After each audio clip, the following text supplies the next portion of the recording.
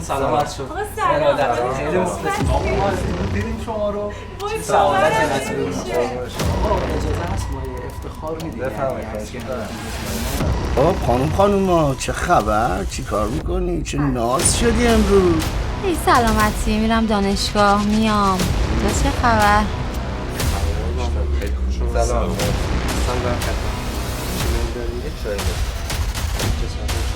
ساده باشه یا کاش مرده بودی. اون از اون برادرت، اینم از دست تو. بگو میخوام دقت بدم، میخوام بکشمت. خلاص. این آدم بشین راستش بگو ببینم چه گوی خوردی. چطوری طولانی؟ داداشم غلامم آزادیت مبارک سلطان. دورت بگردم. حسن جان مرسی. ما کردی؟ بعد گناه من پاپیوز که 15 سال تو حالا کنی بودم چی بوده؟ گناه من چی بوده؟ گوش بده عمرمو برای شما داشتم زنه بابا پیر شدن.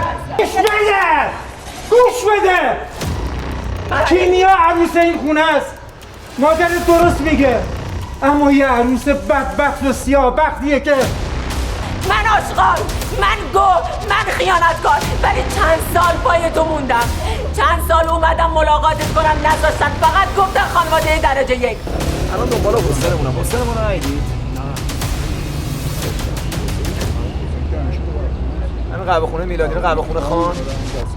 اصلا من میام میبینم شب اونجاییم. خیلی برام قربون دستتون رو میبوسم.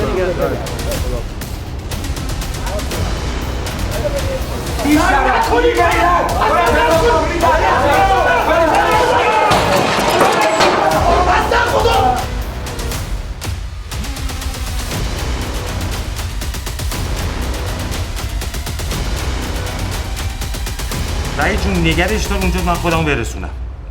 نگرش دار این کثافت کلاهبردارو تو من خودمو برسونم. شیرینیتم پیش من محفوظه.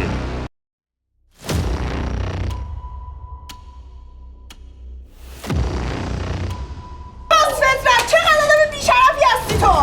تا پول و ماشین ازم گرفتی خط تو خاموش کردی. آره دکتر چی شد؟ آقا آرامش خودتون مزد بشید. خانم شما متاسفانه به دلیل حملات عصبی متعددی که داشتم متاسفانه دچار آمبولی رگ قلب شدم و سکته کردم.